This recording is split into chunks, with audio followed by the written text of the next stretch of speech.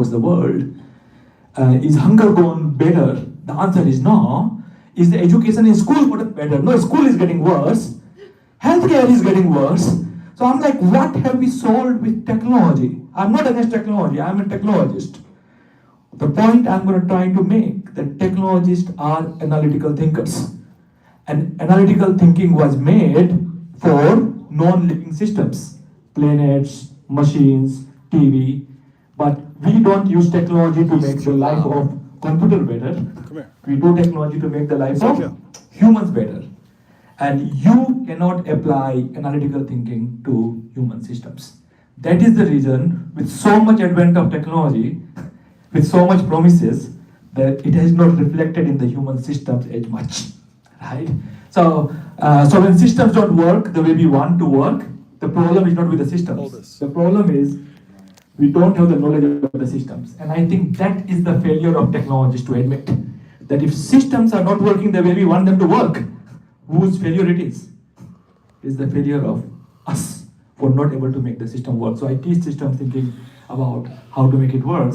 The reason that I have picked up this topic, because I was in a conference call, and there was CEO of a pretty big AI company and multiple CEOs. And reporter asked a very, very simple pointed question. Because people are saying AI will take over the world, AI will take over the world, AI. And I'm a big proponent of AI, very, very big proponent of AI. But reporter asked a fantastic question, that what is the one thing that humans can do that AI cannot? Don't you think it's a fantastic question? 5 years from now, 10 years from now, 20 years from now, tell me one thing that AI can do, sorry, the humans can do, which AI cannot, because that is our edge. And none of the CEO answered the question. You know what did CEOs there? They were very smart guys. They tried to answer the question that, listen, the AI will not take your job away, humans will be working with AI and we'll be working happily. That was not the question, that will you will be working with AI happily or not. The question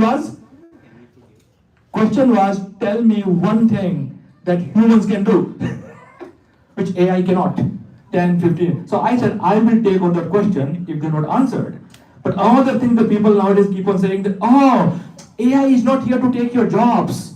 AI, you work with the AI. And I think that's a pretty false statement. AI is coming for your job, many of your jobs, right? So I just to make a point that AI is taking over the transportation system. Do you guys agree with that? Yes. You go to San Francisco, right? AI said, hey, if I can drive better than you, what do you plan to do? And said, I don't know. I don't know what I plan to do now, right? So that job is gone. So when people say people will be working with AI, not every people. The question is, who will be working is a question. Healthcare, right? Nowadays, AI can diagnose things better than doctors. Actually, I use AI all the time to challenge my doctors and do it very, very successfully. All the time, my daughter uses it all the time. And in 10 years from now, AI can do better diagnosis than a doctor. So the question is that, hey, if I can do your job better than you, what do you plan to do? Doctor answers that, listen, I'll still be a doctor because I'm a licensed profession. Because we as a society have decided that you need a license to become a doctor. Otherwise, doctors, AI can do absolutely crazy things with radiology and all the other systems. Okay, keep on going. Project management, right? Have you seen companies with full of project management all over the hierarchies, taking information down, taking project plan? AI is saying that, listen, now I can take notes, I can do follow-up with you, what you plan to do. And they're saying maybe they need for psychological factor because, humans are emotional, so deal with it. Okay, is AI taking over software development? That's a very interesting thing. And Swapnil Sapar is there from Microsoft. Sorry, I won't. Swapnil Sapar is there, my friend, who works in the field of AI software development. So there the answer is not that AI will start to write code, right? So what developers are saying, that listen, you can't take my job away. The difference is that previously when I was a software engineer and my manager says, Manish, can you get this project done? I said, oh, I can't do it alone. I need 20 more engineers for cloud and for other systems, databases. And they say, here are the 20 developers, 5 in India, 10 in Ukraine, 3 in Singapore, go deal with them. And managing those 20 people was nightmare. I had to make them first understand the project. And they will eat all kind of craziness censures, right? And then they ask all kind of questions which are wrong at times because they don't have the knowledge of the systems. and then they bring me the work and say it is not right, that Manish still will write code, and actually he's still writing code today, but he's not using those 20 developers. Instead of teaching those 20 developers what to do, who is teaching them? To AI. Hey, I want this done, and I'm working with the AI to get it done. So people with good understanding in the software development, they are not going to lose their job, but they will not be working with other 20 engineers they used to work 3 years back, right? They'll be working with AI. The next one is corporate management. AI said, hey, I have all the knowledge of corporate management. You can find every single theory. I have read every single MBA book. So I can replace management, and management knows, nah, you can't replace us, right? Reading books does not make you a good manager. Good manager requires different human skills. So come on, don't get so ambitious. And same thing with leadership. Can you replace CEO with an AI? The answer is no. Why? Because they're dealing with, I won't call it they're complex techno-social systems. The reason, and the last one is that AI says to the Socrates, that now that I can also think, what do you plan to do, Socrates? And Socrates says, first of all, you can think. And secondly, if you can start thinking, I will start thinking about thinking. Right? Because that's what you cannot go, I can go to the higher level of abstraction. The point I'm trying to make, that we intuitively know that some jobs will be gone due to AI. We know it, right? Some jobs will stay, but instead of working with humans, we'll be working with AI. And there are some jobs which are completely in the domain of humans. The question is that knowing things intuitively does not help. We need to know what is that specific edge that humans have. Tell me that specific things that human has which AI just cannot have. To answer that question, you don't have to look at what AI can do. You have to look at what humans can do. So list out all the things that humans can do, and then ask question which one of the AI cannot do, and that is our edge is going to be, right? So if you, from a philosophy perspective, if you divide the human knowledge, you can divide human knowledge into 4 different sections, right? The first section that humans have is the genetic knowledge. You guys all know genetic knowledge is genes, right? It comes from chimpanzee and the genetic knowledge, so is lion, and so we have a genetic knowledge which is better than other species. That's the reason we have come so far, right? My genetic knowledge and Hoji's genetic knowledge is slightly different. He looks differently, his hairs are different, but mostly the same. But is the genetic knowledge allows us to collaborate together, stay together, hunt together, and think together. A lot of it, it's a genetic knowledge. And the second knowledge is now this genetic knowledge has been, this genetic knowledge makes you a biomechanical system. Do you guys agree, right? Factory workers and biomechanical worker. AI is saying, I'm done. Now AI is as good as biomechanical. Have you seen those people? Right? You don't need soldiers to go to war. You can do something. You don't need people to climb the building. The AI, those people will climb the building. So your genetic knowledge is no more your power. AI has taken over the genetic power that comes to you. Okay. So that is gone. The second is the mimetic knowledge. You know what mimetic knowledge is? Mimetic knowledge is that you learn via copying each other. You know how chimpanzees copy each other and learn? But humans are the best mimetic knowledge creator. The children from early years start to copy their parents, and in school, when I go to a different company right now, if I go to a completely different company like Google or Facebook, I'll start to copy their behaviors, right? It is inbuilt within us. But the mimetic behavior is not my core competency anymore, because AI can observe and learn. So mimetic behavior, you cannot say, oh, take me up, I will observe and learn. No, then I would rather AI make, observe and learn. I don't want humans to observe and learn. So the mimetic knowledge is gone out of the window. The second is that methodical knowledge. You know, you go to the company, let me teach you how we work. We do blah, we do plan, then we do code, then we do test, then we do release, then we do operator. First we bring this food, recipe, how to make food. First we put this, then we put this. That's methodical knowledge.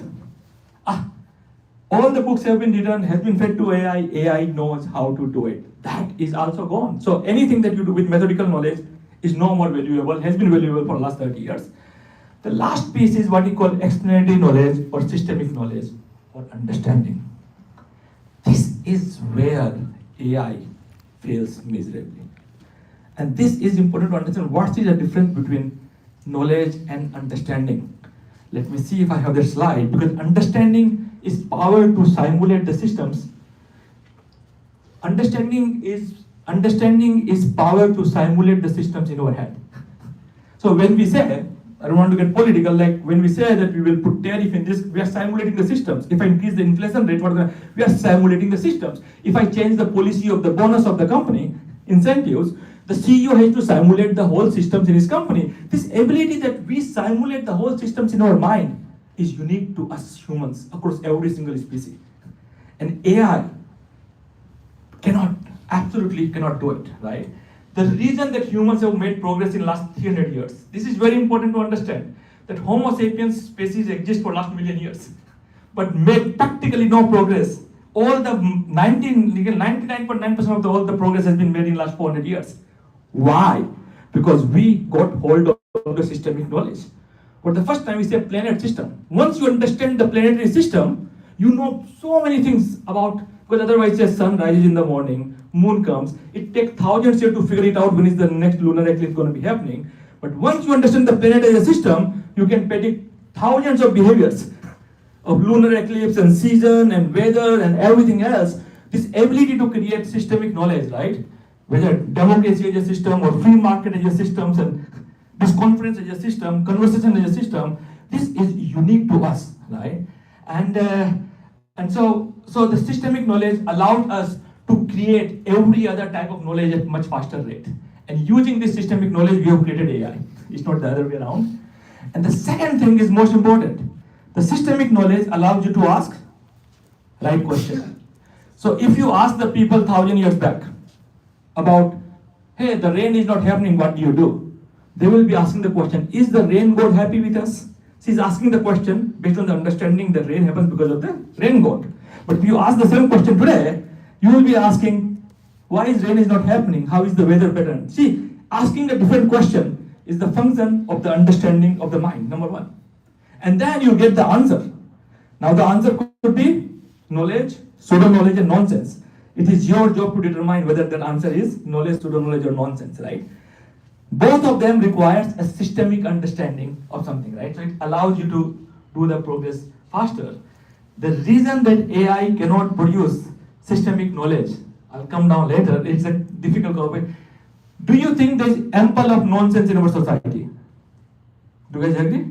Enough of conspiracy theory, enough of nonsense, people talking absolutely crap, nonsense, at least you guys believe it. But they believe it's the right thing to do. The question is that is the pseudo-knowledge, the nonsense that we have. With systemic knowledge, with expanded knowledge, AI create as much nonsense as you can do. And they cannot correct it. Humans have a special power if trained to do it specifically. So if you want to train your mind, analytical thinking, which all of you are, and nearly every one of us takes a pride in being analytical thinker. I am an analytical problem solver, which means take it over. The system thinking keeps on emphasis on interconnections and consider the feedback loops. That is where you can create so much pseudo-knowledge unless you train your mind to understand what is nonsense, pseudo-knowledge, and knowledge. And therefore, a CEO will always be a human. You will never have an AI CEO. You will never have an AI president. You will have a human president because we believe that humans are the only one who can think systemically and just make a difference. I'm not telling you how to do system thinking. So if you look at our schooling system for last 30, 40 years, our schooling systems, which includes all of us, we are taught in the schooling systems. What do they teach us? They teach us data. Have you heard of? This war, Spanish war happened this time, this happened, all the periodic table, you just mugged it up, all of it. What an understanding, then information. They have given you some knowledge and very little understanding. Now, the world has to be flipped upside down. The schools are falling apart because all the number 4, 3, 2 is with the AI. It means we have to teach them kids our understanding, how to ask the right question to the AI, and how to know whether the AI questions is right or wrong and make decisions. It means this has to be flipped, and we are struggling with this, right? And let me give you a very, very simple example of how we are trained to not to think in systems. You guys want an example on you yourself? Let me give you a real life example that how our schools have taught us not to simulate the systems. So Here you go. I will ask you a simple question, okay? There is a ship. There is a ship, easy? Okay? The ship is 2,000 feet long. Are you guys good with me? Let me see. The ship is? Yes. The ship is 2,000 feet long, okay? So you are the captain, I am the captain of the ship, and I ask you, can you get me a rope that is 2,000 feet long, which is made up of a special material, okay? You say, that's easy, I can order it. So what's your name? I'm Laura. Laura. So the Laura went to the computer system and ordered a 2,000 feet long rope, came here, something, and because what captain wants to do that he wants to put a nail here and nail there, so the rope is taut. It means the rope cannot move anymore, right? Because the ship is 2,000 feet long, the rope is 2,000 feet long, so rope cannot move anywhere. But when we put mic closer to your mouth. But when we got the rope, and we put the nail on the two ends, we see the rope is loose. The rope is loose. Laura made a mistake. Sorry. Right? Soon we realize that somehow the rope is 2 feet extra. How much? 2 feet extra. So instead of ordering 2,000 feet rope, Laura or some mistake happened, is 2,002 feet rope. You cannot cut the rope. Return the rope or get the rope back, right? So the Laura asked me, Manish, do you want me to return the rope? Do you? I don't know. Can we get our money back? Yeah, or keep the same rope. And I say, Laura, or all of you, I can answer that question if you can answer my question. So here is my question. If I go in the middle of the ship, and start to raise this rope up in the air, how high it will go? Give me a guesstimate answer. Simulate this in your head. So, how high you think the rope will go? Quick, guesstimate. No Pythagoras, no nothing. Come on, answer. Few inches, yes? Well, simple math, 2 feet, but that's not. Okay, 2 feet, no? Yeah, guesstimate. Everybody else? I have asked this question to at least 1,000 people, more than 1,000, in PhD in mathematics. Their answer has been 1 feet, half a feet, 2 feet, everybody else. What are you doing? You are trying to simulate triangle in your head, isn't it? Mm-hmm. Isn't it? You know the answer is? The answer is 44 feet. What? Yes. 44 feet? 44 feet. You can use Pythagoras theorem and it will give you the answer as 44 feet. Your brain is simulating it at 1 feet or 2 feet. But actual answer is Pythagoras theorem. Now, you are lucky because what happens that school has only taught you methods, not how to simulate systems. So you don't know how to simulate triangle as a system that has been taught to you for 15 years in your, all your SAT 8, 9, 10, 11, 12 class, and you are failing to simulate. You will say, Manish, I can use Pythagoras theorem that AI can use too.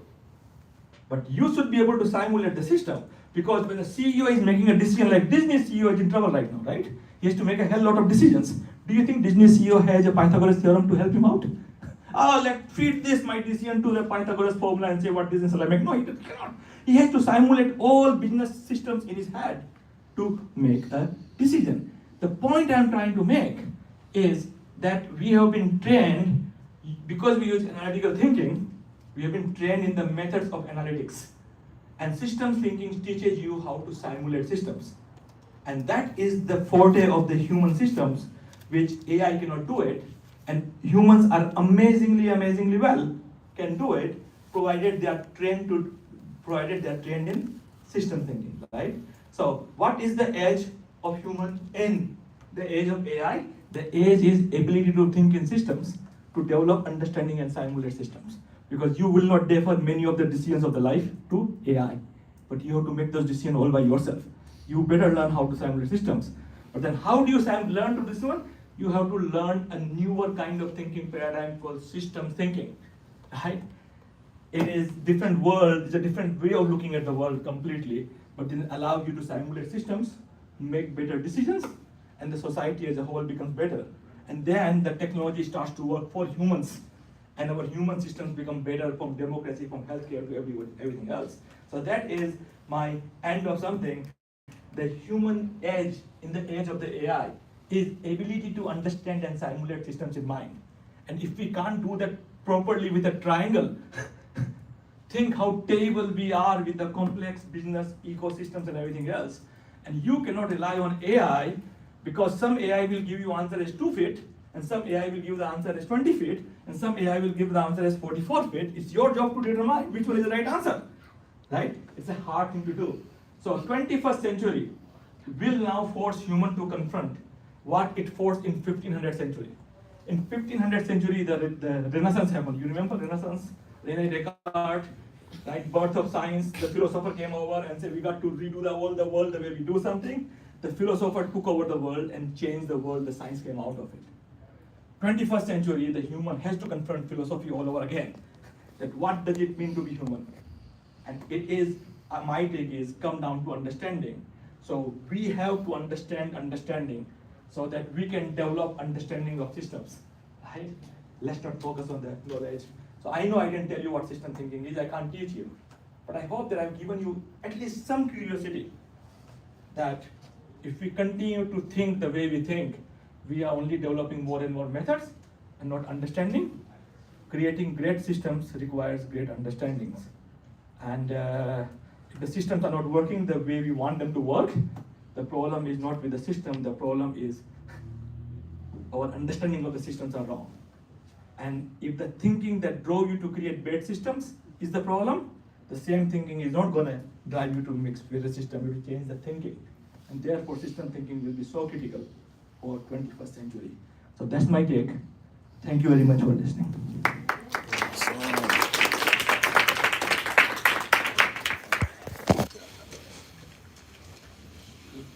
All right, guys. So I don't have Tim Draper, but I got this guy, right? Oh, yeah. All right. You guys want to do these as panels or those chairs as for panels? I think we can just pull this one. All right, so that's it. You should take the dominant one. You're the moderator.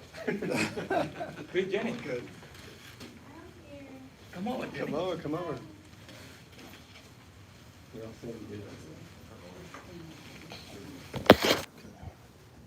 So why don't you all first introduce yourself? Sure. Jose Budesky. I had the pleasure and luck to meet Manish in 2015. He interviewed me to start PayPal. Hello. And he was able to convince me that a little change at scale has an incredible impact and inspired me to partner with him and make incredible changes at PayPal. Since then, I have been working, like I did at PayPal with Manish, to redesign PDLC, SDLC at different companies. Which are systems, complex systems made of a lot of humans that we tend to, and I love how Manish corrected the perception that we have of when a company has a system that seems to be broken, the first instinct is to blame the culture. And Manish taught me that the culture emerges out of the system. And it's our job to define the system in terms of what norms, what systems in the context of tools, what processes do we put in place, and the leadership voice, that's what creates a culture. Without going too far, that's what I do now, and thank you, Manish, for getting me started in that journey. Oh, thank you. Hi, my name is Jeni. I am actually a geneticist by education, also behavioral psychology. Moved over to management consulting, Fortune 100 companies, United, Citi, Google, blah, blah, blah. Got tricked into starting a startup, yes, tricked. Had no idea what I was getting myself into. We were very, very, very drunk. We were pontificating on the woes of healthcare. I don't remember a whole lot about the conversation. A few months later, one of my ex-coworkers called me up and she's like, Jeni, what are your thoughts on a side hustle?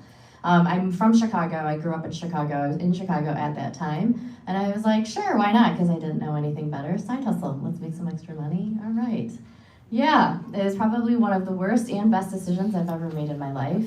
We did pretty well, and then I moved over to the dark side. We invest, we are pre-seed, Series A, and industry agnostic, as well as I lead a global accelerator called Founder Institute. Cohort is starting soon, so if anyone has founders that need business help, like real help, not just trying to raise their next round of funding or popularity contest, but real business help to become viable, please let me know, send them my way.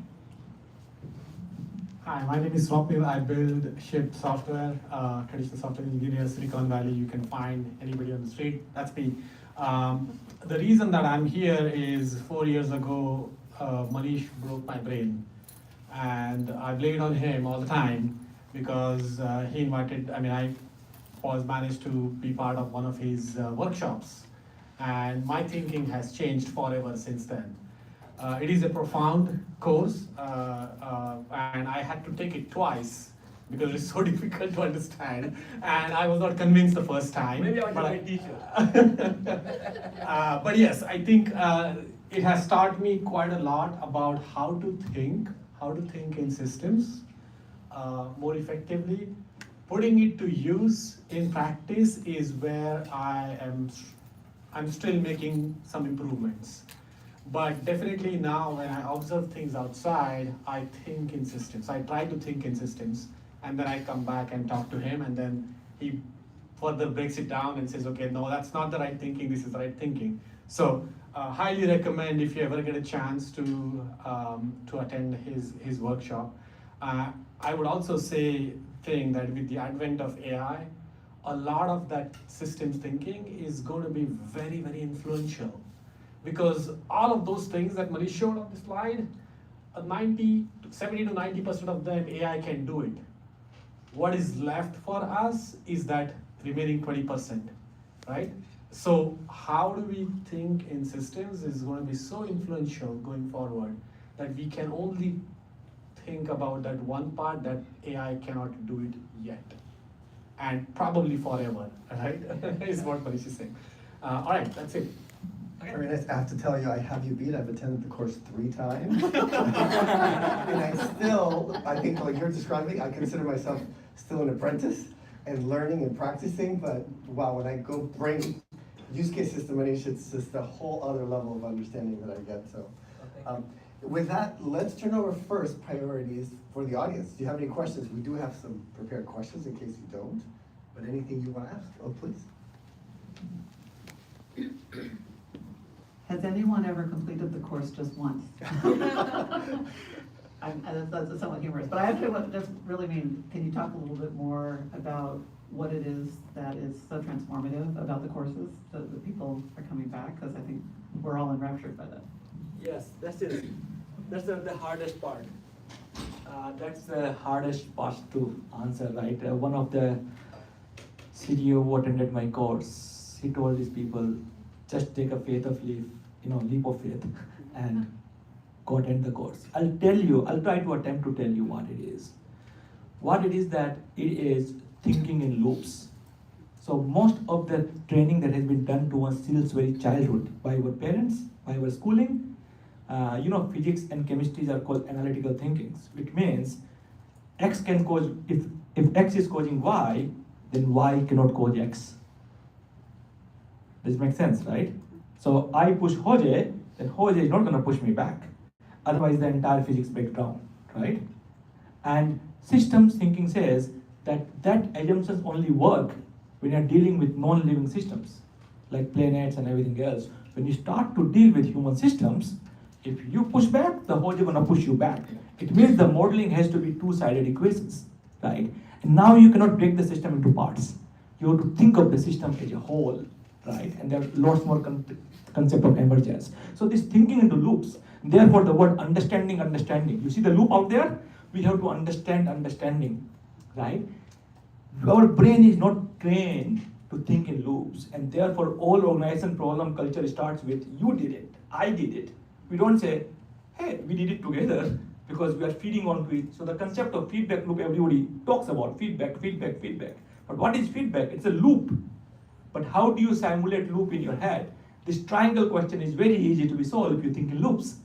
And so is all of the organization problems is very easy to solve if you think in loops. So you can think of, the reason it is profound, that since childhood we have been taught how to think in straight line cause and effect. And when they come to my training, they say, aha, you're going to be thinking in loops, because human organizations is all loopy. And mind starts, and the mind is very loopy concept, because mind thinks about itself. I think about myself. Do you think about yourself? Of course. You see, that's the loop.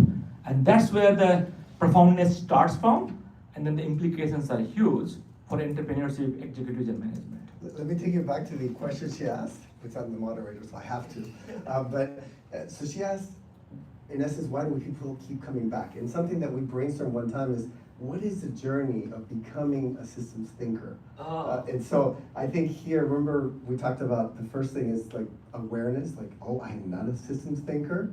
And then you tell it better. So what's that journey? Yes, so the journey is that first you become systems curious. Yeah. So like after this talk, hopefully you guys are curious that there's something in here for humans and humanity to how we do about it. It's a fundamentally different way of thinking, which can be very useful for individual and something. So you become curious about it. Then the second is that you attend this course once or twice. You become systems aware. The meaning systems aware means that you may not be able to think in systems, but you can listen to what a system thinker is saying. Because if I go and talk to CEO, say, it's bullshit, Manish is doing nonsense, right? Because he's not even able to understand from the loopy concept that I'm just talking about. But he can understand it, so you become systems aware. And in the process of working with system thinkers, slowly you become systems thinker, and then you become a system teacher, not a teacher, because system thinking says that teaching is the biggest inhibitor of learning. If you are teaching someone, you are stopping your student to learn. So we don't teach, we teach. We force you to think. Because when we force you to think, you learn by yourself. And that's the real learning. And being a teacher is hard. But you see, my point is that you start slowly. And most management people say, let me learn, take this 5-day course today, and tomorrow I'm become a leader. No. You learn analytical thinking 35, 40 years of your life. Give me at least 5 days of training and maybe 2 months of coaching. And then hopefully you will be able to see the impact. Did I answer your question? I love it. Yes, thank you. And teacher feels like you're teaching a method, and that's where teaching stops, right? Yes. Hi, good morning. I'm Genevieve. I work in AI and cybersecurity. Thank you for this very profound. I love to start the morning with a thought that will occupy my brain for the entire day. Thank you so much for that. It's rare when you start a day like that. My question is, it seems to imply that this kind of thinking we are not able to do because of the upbringing of how we were taught when we were young. I wonder if this has been tried on young learners. How do you think it would change the way our education is taught, and if it's going to make a big difference to prepare us for the AI landscape? Oh, definitely, it will help. 100%. Mic closer. Get the mic closer. Oh, it would help 100%. So to put a little bow on what we've all been talking about is with systems thinking, it gives you context, because that's one of the #1 things that we don't really think about when we try to solve decisions, when we hear things, when we try to apply things. We don't really fully think of what is the context and how does that affect the actual interactions and humans that are around us, right? So I don't know, how many of you are founders here? Okay, so case in point, if you're early stage founders and founders are like, gosh, what do investors look for? And so most of the investors will say, truthfully or untruthfully, we look at the founders, we look at the team. But if you look at DocSend, they have this report and they show how many minutes founders spend on working on their pitch deck. The team slide is one of the least amount of time spent, and it's probably the shittiest slides I've ever seen in the entire deck. And yet, team is the most important thing. And so trying to take apart what people commonly put together, think about, talk about, that's really hard for people who don't have like systems thinking and learning to take things out of context. So the other topic is, what is that? It's build fast, learn fast, do fast, that coin that phrase. But that phrase came about in 2005 is when it became popular. Why was it popular? Because at that time, startups wasn't really a thing. It was small businesses that had to grow fast, or very large corporations that moved like tanker ships very, very slow. And so the concept was, do not move like corporate. But it's not move fast, fail fast at the expense of we build a shit ton of products and no one actually wants to buy it. That's what's the cause of trying to overemphasize and overuse that phrase out of context. So yes, systems thinking helps people with understanding context. Why it's so hard, excuse my French, I know that this is recorded, so you might want to bleep me out, because systems thinking, learning it for the first time, if you're not used to it, it's a mind fuck. It is a mind fuck, because you are pulling your head in so many different directions, and then there's a lot of aha moments, so it's just really hard to grasp. To answer your previous question, it is painful. The course itself is painful. The reason I took that, went through that pain again, is because I realized there is some value in it, that it is allowing me to see things differently. So that's the first part. The second part, when I took it the second time, the very first thing that I asked him, to answer your question, can you teach this to my kids? Because I can see how it has made difference in my own way of looking at different things.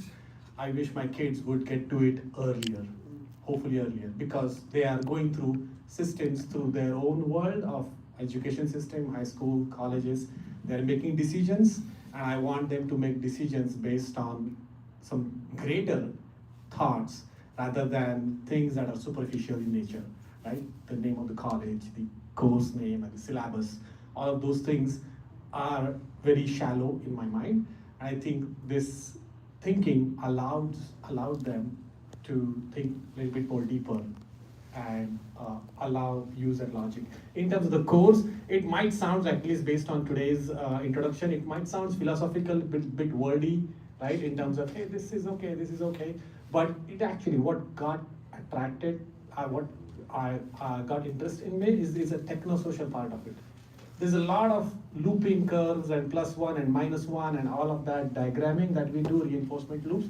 That is very key, because that forces you to put all of those philosophy on paper, in practice, to apply that in your decision making. And that is a key difference, because that is the painful part. The other part, I hope it comes down, is this is not a solo exercise. You need another brain. And the refutation theory, which is part of one of the courses, teaches you that okay, I need somebody to challenge me on my decision, right? It's not based on the authority, because if you try to do that in a corporate setting, the top boss gets to say, and the others will feel.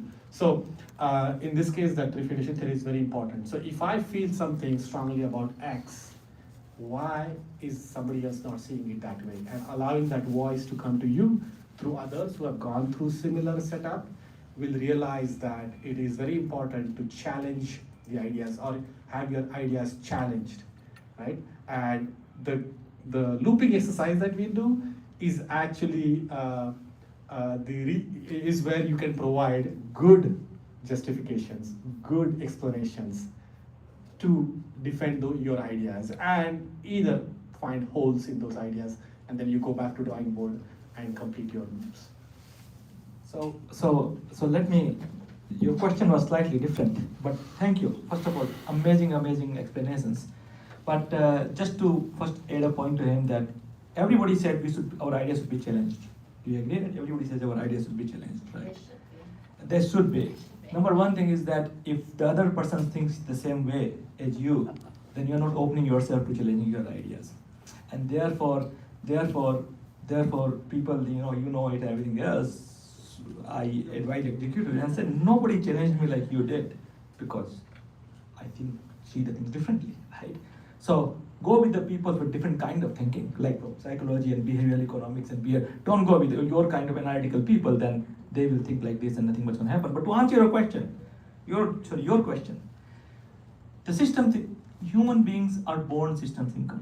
So therefore, if you look at the entire Eastern philosophy, they were all loopy and cyclical. Whether it's Eastern philosophy, completely loop, all loops over loops. Western philosophy was a straight line. I'm not saying that the one of is better or the other. The loopy philosophy can create amazing amount of pseudoscience and nonsense. So the Eastern world has created so much nonsense because they don't know how to segregate knowledge, pseudo-knowledge and nonsense in a loopy way. The Western world says, screw loopy way, so much nonsense, I'm going to deal with the straight line cause and effect mechanical systems. Their scientific method can separate pseudo-knowledge and nonsense using experimentation, right?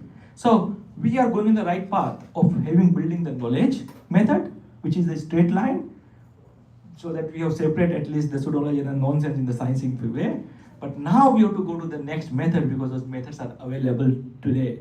And there are experiments after experiment done that when kids are taught to think in loops, they get in 30 seconds. We have videos of video that kids are born to think in loops. We are born to think in loops all the time. And it's very interesting that there's a famous guy called Russell Okoff. It's called the master system thinker. He was the professor at Wharton, and he would say, I will not teach my student at all. So he would sit here and the student gonna teach exactly the reverse position. Can you believe that? The student will teach calculus, and he will be listening. We can talk all about it. He was fired from Wharton. He was fired. He's the master system thinker, very famous. When he died, called the Einstein of his problem. Why did Wharton fire him? He talks about it. The reason Wharton fired him because his student got the best internship all over the place. His student becomes the top of the economist in Brazil and Peru and all over the place. The systems is pushing back that no, we neither will adopt you nor will allow you to succeed. So listen, when you try to do good things, the existing system will push back. So we have to get enough momentum so that the pushback becomes reduced. But all the experiments suggest that we are born system thinkers, but we produce pseudo-knowledge and nonsense. So we have to understand the philosophy aspect of it to separate pseudo-knowledge. Did I answer your question? Yes, thank you very much. Yes. So I'd love to hear an example of like your best example, but Manish can't go because he's the pro. I want one of you three to say, like, juxtapose like a situation that came up, how you would have maybe approached it, and how system thinking changed it. Do you want to go? You've gone through this. I think our moderator wants to go. Yeah. Yeah. So I don't have an exact example because it will involve some of the specifics, but one of the ways that I could think of that I was, while taking this course, I was working on a problem specific to the workplace there, and I had a solution in mind. And it was reviewed and approved by a lot of people around me, and they said, okay, we should go ahead and build this. And I said, you know what, I have all the reasons why it should work, and I have all the approvals from all of these people, right? And the fellow architects as well were involved in that. And that's when I took my solution to Manish, and within 15 minutes, he said, all that I taught you last week, you have not applied anything here. And now I'm looking at my own solution that I crafted, right? And he said, you didn't do the theory part, you didn't do the loopy diagrams here, you didn't do the reinforcement loops here, right? And within 15 minutes, over a lunch, he crashed all of my plans. And I said, okay, you're building the wrong system. That is the conclusion that I came out after that 20 minutes of conversation. So the reason I took the course second time is because theory is one thing, but applying those practices to your present day problems is very different, because there are constraints involved that are taken into consideration in your solutioning, but those constraints are not upfront or not in front of you unless you do the diagram. I need a concrete Yeah. example. I have Put me in the loop. Let me do a quick one because I have to run. But Yeah. So, because you want something tangible. So we had in one of the companies a team that worked in program management for the group. And they were the key. They had all the data. They prepared all the reports for leadership. And I think many of you might have experienced this. They used to sometimes send out spreadsheets collecting data from all the product managers. And, innocuous. They used to prepare a report, they collect data. But then I started noticing that some of the data they were collecting matched exactly what was already in the system. And so now I talked to them and they're, well, yeah, it's too much work for us to do it, so we send out a spreadsheet to everybody for them to collect it. And then we'll grab all that data and then we'll prepare the report. And so, does that seem okay? It sounds like redundant, but. Redundant and linear, right? Yeah. Collect the data, prepare the report, present it. No attention to the impact to all the people that need to manually enter it. It's in addition to they're already entering in their planning systems. And now people complain about the quality in the planning systems, the quality of the data. Why are they complaining about the quality of the data in the systems? Because now the source of truth became the spreadsheet. And now nobody wants to go back and update the system. So these are the loops, the relationships that are somewhat circular. And if you don't start seeing the effects and the impact on each other, so the more they collected data outside the system, the worse the quality of the data in the system became, the more people thought the system doesn't work. But it's not the system doesn't work. People are doing things that are moving other pieces and attributes. And so these relationships is when I come to Manish, he's like, oh, he got all the interactions. And I brought it, and I did look up loopy.com, or look up a loopy software package. It's very simple, free. It allows you to loop things. And I prepared one, I brought it to that team. But it's interesting, the cognitive dissonance. They were so upset that I was bringing it up in front of everybody. But it's hard to see it. So hopefully that helps. Did they do it differently going forward? They didn't like it, but yes, they did. I need to go, thank you very much. I think I like to look at systems thinking as a tool, as a very robust tool. And so so you have a problem, right? And we all talk about problems. And my annoyance was when I was in Chicago, I didn't have a lot of resources. I was starting my startup by myself. I had the internet, I had some advisors, some VCs, whatever. And everything I read about starting a startup, it absolutely made no sense. From a business perspective, it makes no sense. And then I came across a stat where it was like 92% of early stage startups fail. And these are venture backed, or they grew so fast that they didn't need venture capital. 42% of that was because no one wanted the product. They got all the way that far and no one wanted the product. And quite frankly, I was pissed. Because I was like, damn, founders work so hard. How is this even possible? And in corporate landia, if you have an 8% success rate, it's systemic. It's a systemic problem. So I wanted to know what was going on. And one thing I realized is people don't use the right tools at the right time, and they don't put the tools together properly, either in the right order or for the right people. And so one of the examples is I ask founders, why do products suck so much? Is because we like to look at what is your problem in a bell jar outside of context, as opposed to the real question should be, my customer, whoever that is, what is the biggest hindrance to achieve whatever goal they want? And so, for example, do we as humans, do we want to be productive, or do we like the idea of being productive? Right? And so if we really wanted to be productive, all of these like note-taking apps, OneNote, and then Notion like upscaled it, and all of these things are always trying to one-up each other, but they're just improving on the form factor. But they built these products on the idea that people actually want to be productive, but that's not the case. Because if we really did, every day we would be religiously at our Notion, keeping it all intact. In actuality, Notion, the concept of being productive is like a New Year's resolution.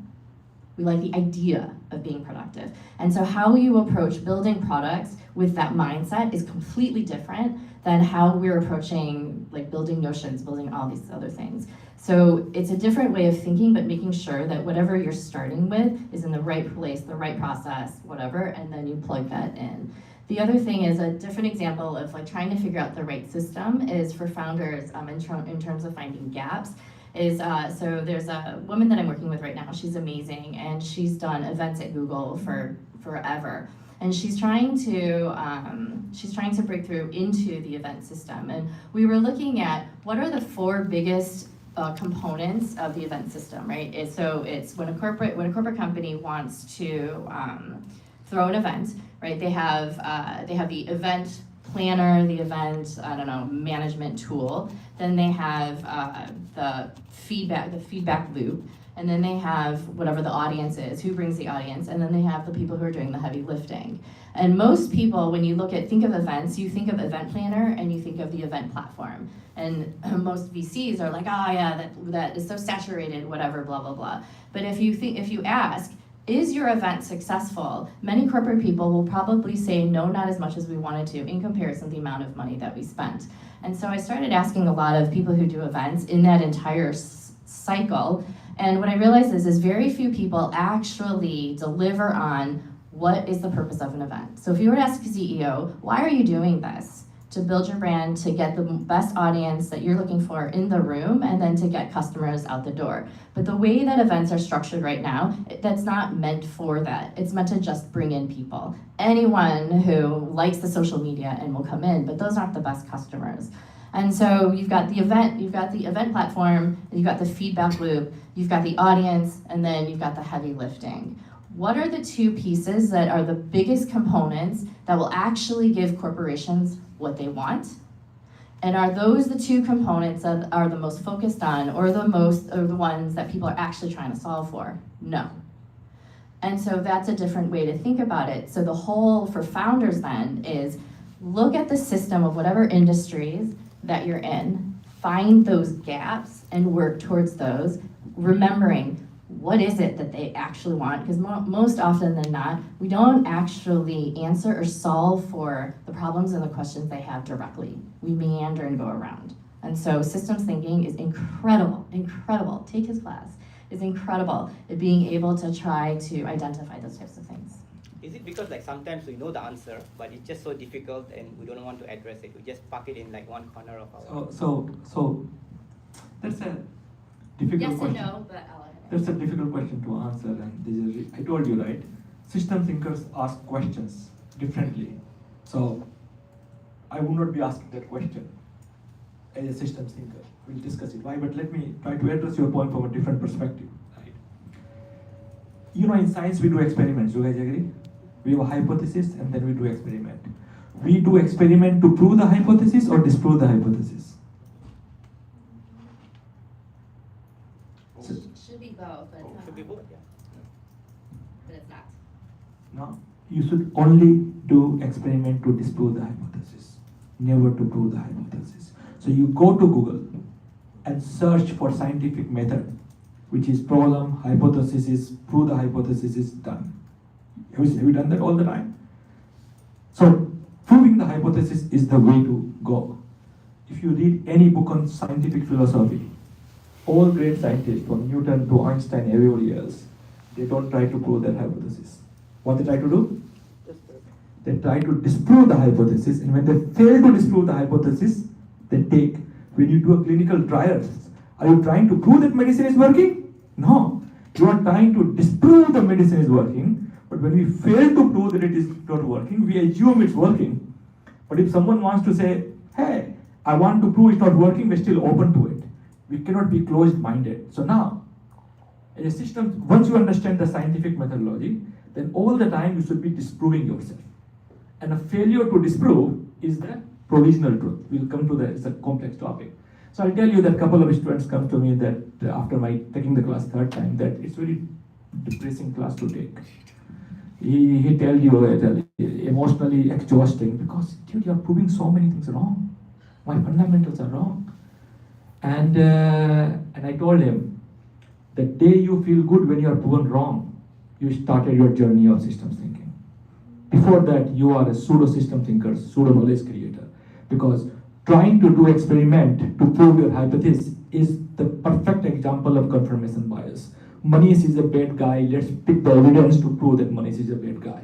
A cop is not supposed to find evidence for the person that he believes that he is guilty. If you believe that he is the guilty, then let me find evidence opposite of it, and failure to do so, then I'm not able to prove he is. So we can go through those contexts. So now we can understand that once person's brain completely flips, whether they're seeking proof of something or disproof of something, it opens so many possibilities. And that is the reason most founders actually constantly try to find evidence for what they believe. And even when people like you tell them that, guys, this is not making sense, that's not making sense, look at the evidence, I have it. But the point is that you're not supposed to prove, you're supposed to disprove. So let's take disprove as evidence. Now look at the implications of that itself across society, across conversation, across debate, where everybody is trying to prove their point, where people should be trying to disprove their point. So I'll let it go to here and can talk much deeper. 2-minute warning.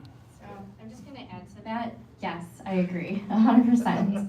I think why you also have to prove your point too is because if you take systems theory outside of just being theory, humans are very complex.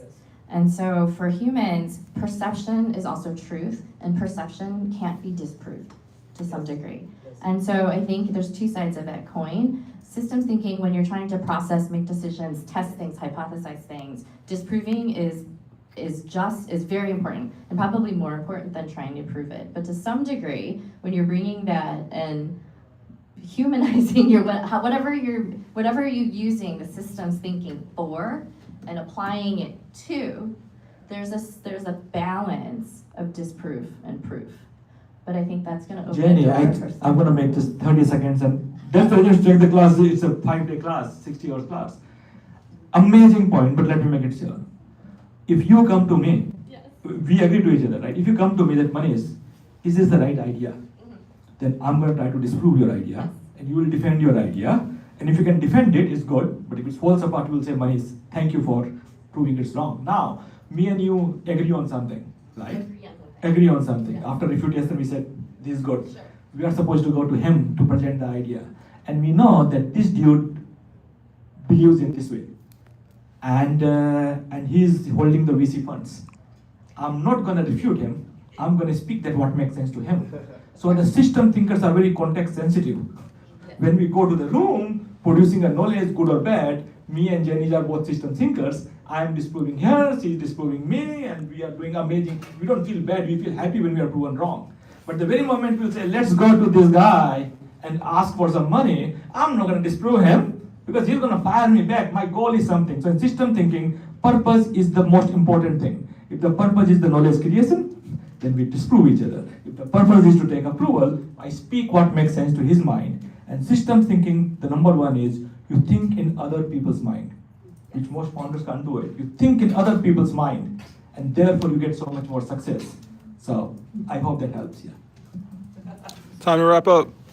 20 seconds. I know some of you are started on the journey here, and maybe a few inches ahead. But I'll tell you one thing, a tip.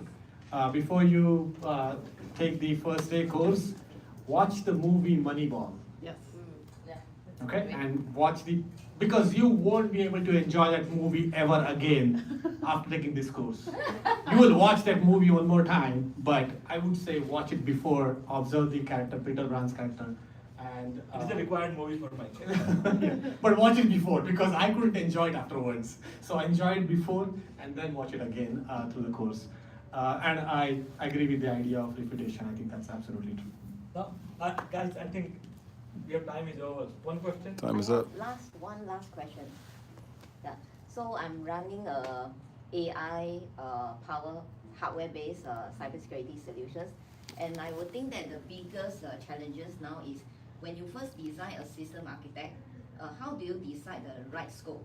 Because we involve the hardware, so the hardware have a lot of limitation. So the design not too narrow to limit the growth. At the same time, it not so broad, it become unmanageable, or even like your cost may be over cost, and later on you are not making use on the the infrastructures that you build.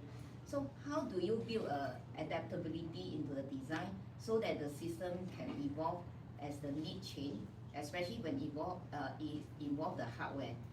I'm interested with your class, and I'm thinking that maybe I can send my engineers to attend your courses. I can. So your answer is very important. I will. You will not like my answer. Systems thinkers understands that there is no one answer that will work for everyone. I don't know what market you are in, who are your competitors, how is the technology changing, how all those things are happening. So for the exact same question, I can ask one founder that, listen, do slowly, do properly, take time, and do it right. And to the other founders, I can say, you know what, take a shortcut, do it, win over the market, and then go fixing it. So systems thinkers not gonna give you one answer to two different founders. I have given exact same problem to two different founders, completely different advice, because you are not a lone player in the market. There is market, there's your competitors, the economics, the government, how much money do you have, how much VC money you have. You have to calculate all of that into account. The rule of the game is very simple. So startup would survive in short term and thrive in long term. A lot of founders make the mistake. They start to think long term when they don't have the money, so they die early, right? So they die before they can thrive. So that is the goal, but I'm not gonna give answer to your question, because I don't think so that anyone in the world can answer your question without knowing the context. And if somebody is answering this, I would be questioning their mental model, because Try to disprove them. yeah, try to disprove, because you cannot, how can you answer such a question without understanding the industry that you're part of on this stuff, right? So that's, sorry for not answering the question. but giving you the reason why not answer the question. Okay, I think. Thank you. Thank you, everyone. Did you guys like it, our opening? Nice. This is the third time Manish is opening for me. He opened for my very first conference last year, and then he opened again a few months later, and he always starts the day off right. So thank you so much, Manish. We greatly appreciate Yes, it. take my contact from him, reach out to me. I teach when I feel like teaching, that's another thing. I don't, I'm a philosopher. So I'm a thinker, whenever I feel Oh yeah, like teaching, I teach. this guy's retired. He doesn't have to do this. So I think your engineers, your executives, especially founders, superbly important this course. I'll be happy to help you guys from teaching perspective, and Jeni can help from the business development perspective. I'm sorry? I can help you from teaching systems thinking, and Jeni can help with business development perspective. Oh, no, I don't do business development. I'll help people apply Yes. your system thinking. Yes, so she can help you apply, and I can Human teach you life. the academic. Yes. Thank you guys. Thank you. Thank you.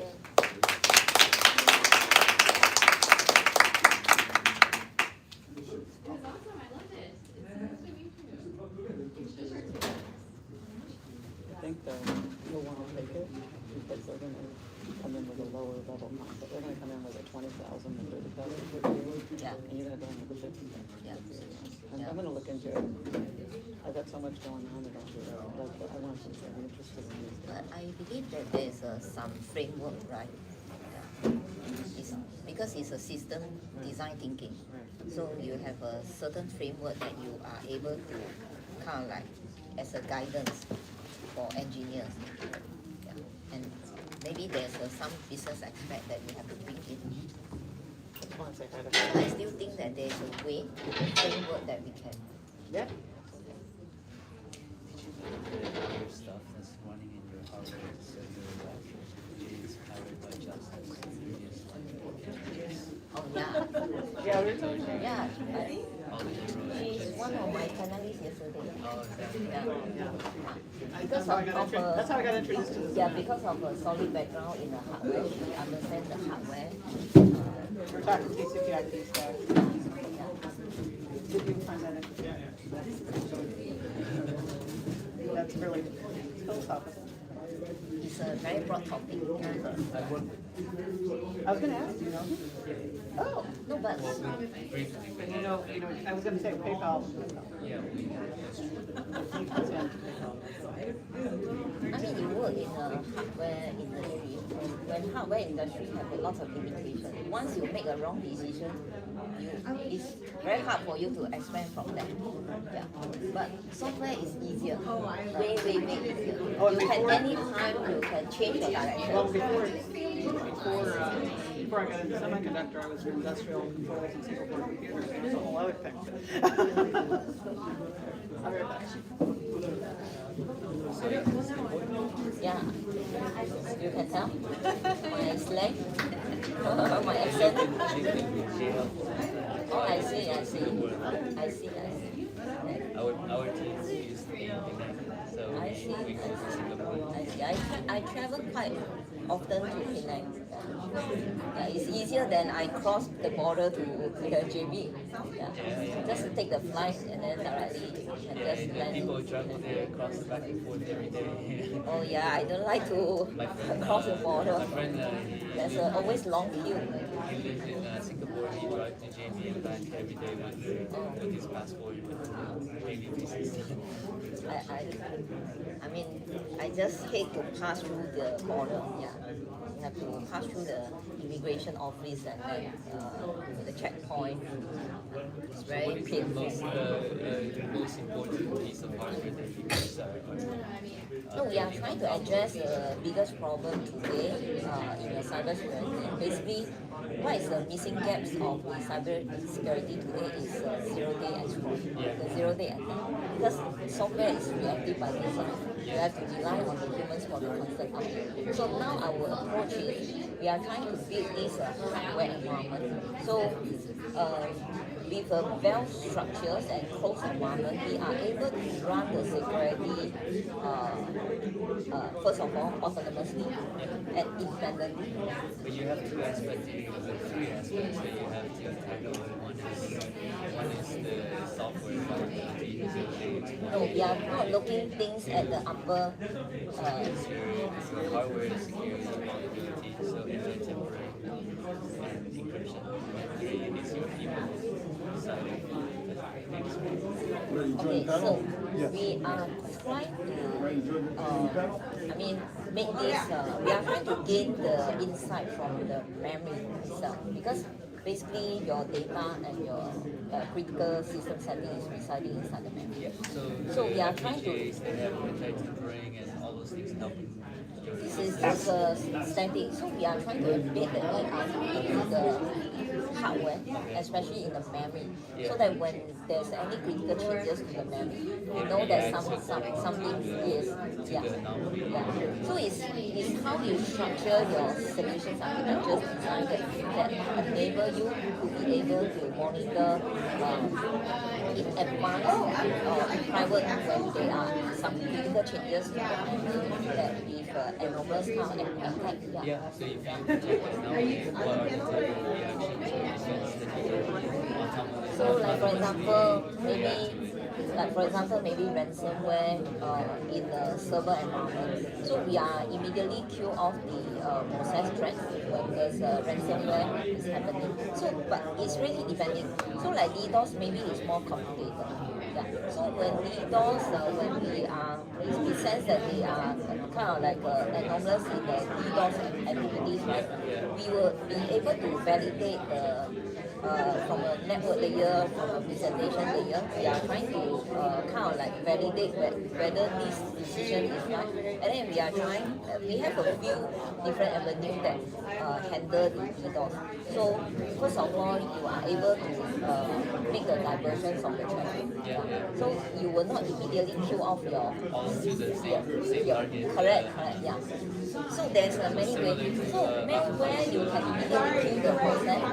Ransomware you can kill the process. But the emphasis here is not about all this. It's about we have the capabilities to stop the unknown. Correct.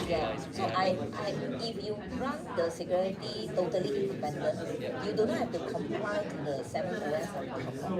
That way you are able to gain holistic view across the 7 OS. So your judgment, your decision will be highly accurate in that way. That is our approach.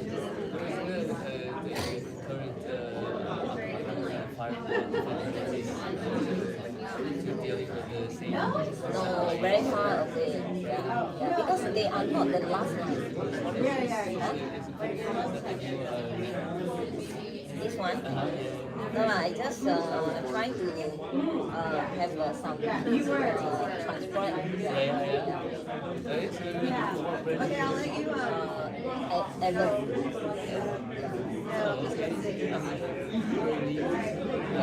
How's that going to the other one? I don't know, I just try only. I just bought only. So I just want to give a try. No, you see it happening. I can see it. So I just bought only. So today I just bring it and then try out. First time. So it works. It works.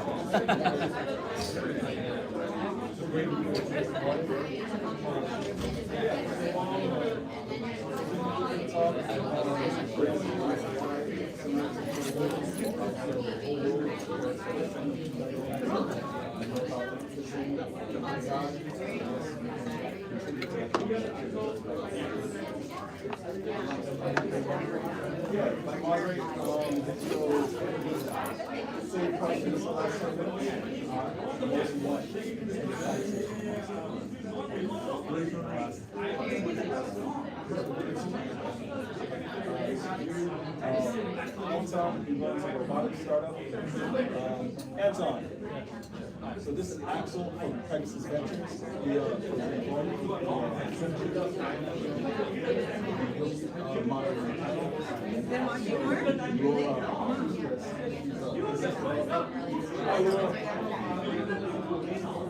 thank you.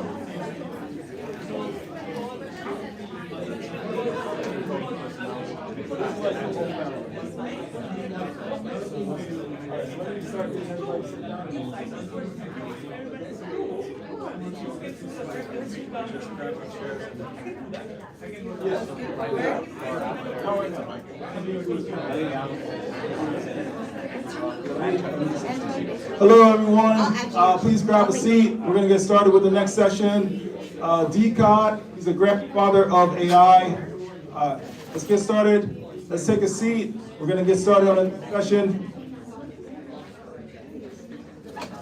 Everyone, seat. We take a session.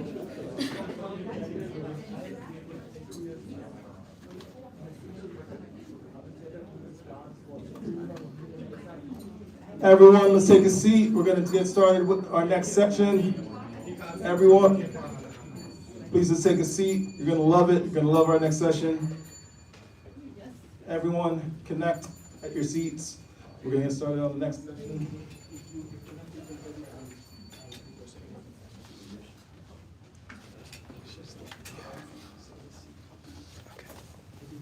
Everyone, please take a seat.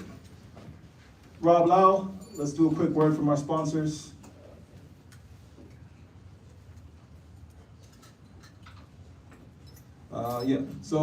Special thank you to Rob Lau for helping me with this amazing event. It's because of him that all the plates are reusable. So events have a lot of pollution because of all the reusable plates that people are throwing away. Our event will not contribute to pollution in any way because everything is reusable. So brownie points. Am I right? All right. Yay. So sustainability is an issue, and it's easy to talk the talk. It's hard to walk the walk. It's also hard to wash all those dishes, so I'm having Dwayne do the dishwashing. So thank you, Dwayne, for the dishwashing. So I ask everybody, if you are concerned about sustainability, you do what you can do. Control what you can control is what you do personally. So ideally, when you're done, put them in the proper bin. And just be mindful in your overall life. So Idea the IPO was launched February 1st, 2010. At that time, we had no members, no events on our calendar. At the stage, we have over 1 million members among all our meetup groups all around the world. We've organized, promoted, and produced over 5,500 events. By any standard, by any measure, we're the most active, most prolific startup event organization in the history of Silicon Valley, bar none. Applause. Yes, please. We organize venture capital panels, legal workshops, networking events, and more. Check out our schedule at ideasipo.com. I want to highlight a few events coming up. You might be interested in checking them out. Venture capital panel, what's hot, what's not, number 15, part of our series. That's October 14th at Snell and Wilbur, 5 Palo Alto Square. And part of a new series, venture capital panel plus funded female founders. I'm going to add another F word in there. Fantastic funded female founders. F. So if you are a fantastic female founder, let me know. We can put you on the panel. And you're in.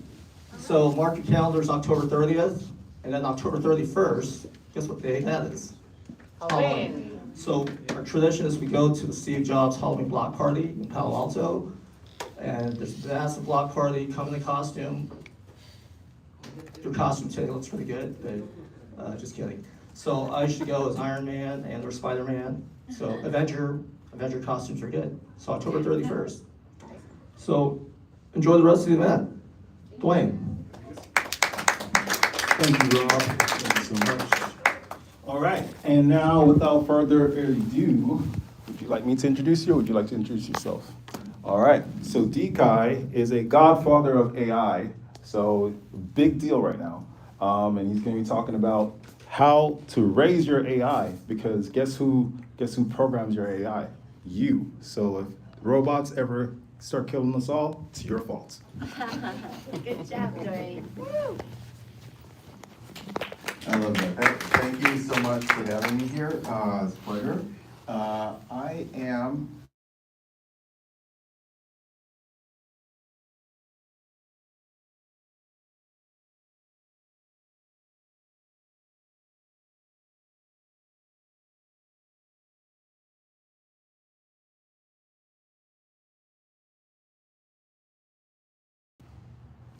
You are an AI.